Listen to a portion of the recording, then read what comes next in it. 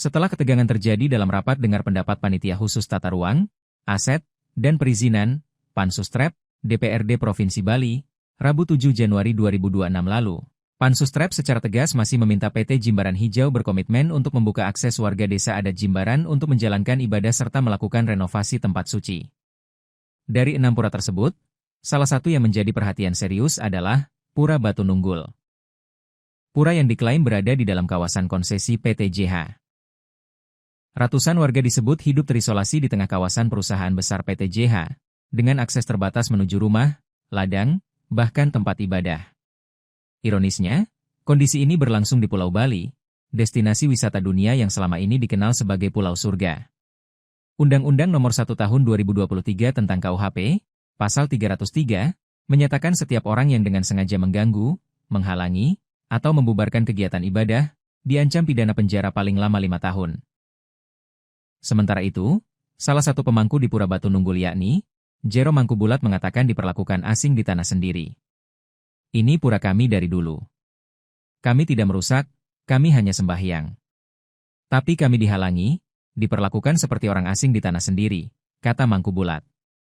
Salah satu warga Jimbaran yakni Tekat juga mengeluhkan setiap bersembahyang ke pura di kawasan Jimbaran Hijau harus menyertakan izin. Kalau ibadah saja harus minta izin perusahaan, lalu di mana negara? Kami takut, tapi kami tidak akan diam, ungkap Tekat. Ketua Pansustrep DPRD Bali, Imade Suparta tak mampu menyembunyikan emosinya. Suaranya meninggi saat menyampaikan keprihatinan mendalam atas penderitaan masyarakat adat Jimbaran. Ini bukan sekadar soal izin atau batas lahan.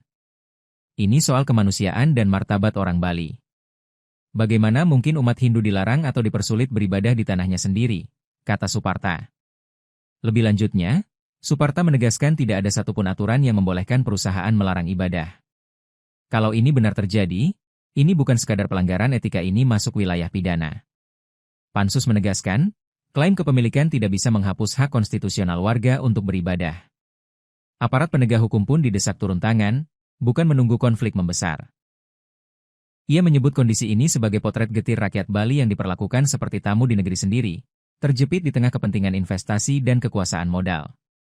Pansustrep menegaskan, tidak boleh ada satupun investasi yang mengorbankan hak dasar masyarakat adat, terlebih hak menjalankan ibadah. Negara wajib hadir dan berpihak kepada rakyatnya sebagaimana UU Pokok Agraria, tanah ada fungsi sosialnya dan Pasal 28 dan Pasal 29 UUD 45 beribadah dijamin konstitusi, pungkasnya. Desakan Pansustrep DPRD Bali, agar PT Jimbaran Hijau membuka akses jalan, jaminan kebebasan beribadah, serta izin renovasi pura tanpa intimidasi ke warga. Pembatasan akses menuju pura serta larangan memasuki area ibadah merupakan bentuk intimidasi verbal saat pelaksanaan upacara keagamaan. Semua tindakan itu jika terbukti memenuhi unsur pidana dengan potensi pasal berlapis di antaranya. Pidana Umum KUHP, UU Nomor 1 Tahun 2023 tentang KUHP Pasal 303 mengganggu ibadah ancaman pidana penjara paling lama 5 tahun. Unsur pidana terpenuhi jika ada tindakan menghalangi atau membatasi ibadah dilakukan dengan sengaja, mengakibatkan terganggunya kegiatan keagamaan. Juga termasuk pelanggaran HAM yang termuat dalam UU Nomor 39 Tahun 1999 tentang HAM Pasal 22 Ayat 1 sedih. Setiap orang bebas memeluk agamanya dan beribadah menurut keyakinannya dan Pasal 73. Pembatasan HAM hanya boleh dilakukan oleh undang-undang, bukan oleh korporasi. Perusahaan swasta tidak memiliki kewenangan hukum membatasi ibadah. RDP ini membuka tabir persoalan yang selama ini terpendam. Di balik gemerlap pariwisata Bali, masih ada jeritan warga adat yang terisolasi, menahan derita, dan menunggu keadilan di tanah leluhurnya sendiri. DPRD Bali menegaskan, perjuangan belum selesai.